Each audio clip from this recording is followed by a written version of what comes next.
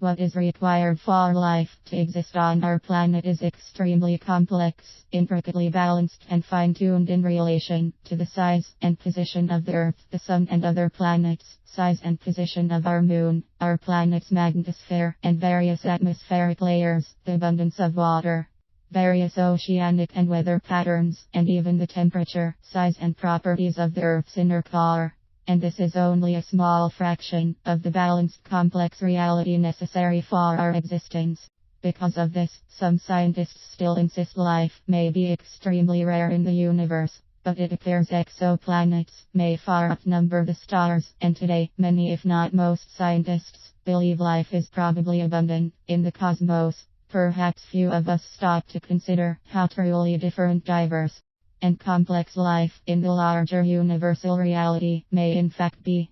Most books and films featuring aliens assume beings more intelligent than ourselves would have superior technology and travel in advanced starships, which isn't necessarily true.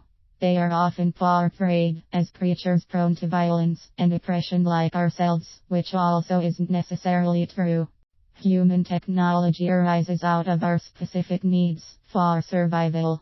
While other forms of life on Earth build webs, nests and some even use sticks as tools, what is called technology is essentially viewed as being unique to humans. If food was easily and readily available, and there was no violence or daily struggle to survive, human technology might not have ever arisen on Earth.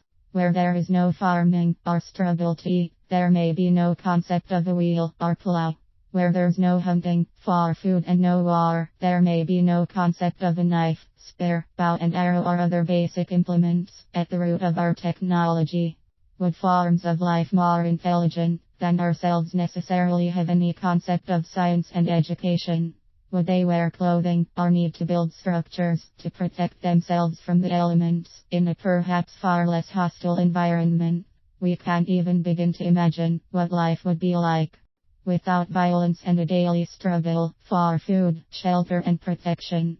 At least one scientist has proposed life might exist on giant gas planets, hovering in the atmosphere with no need of a solid surface. We often assume far too much based on our own tiny window of experience. The experience of intelligent beings on other worlds may be far different than our own. We know life on Earth is incredibly complex and diverse, even among microbial kingdoms. We can only wonder what it might be like to live on a world far less violent and prone to disease, starvation and death than our own. Given the abundance and complexity of life on Earth and the size and scope of the universe, we can only marvel and remain in awe of the infinite possibilities. Perhaps a better question is, what might life elsewhere be like? Link to footnotes and documentation for this article/www.freedomtracks.com/500/otherlife.html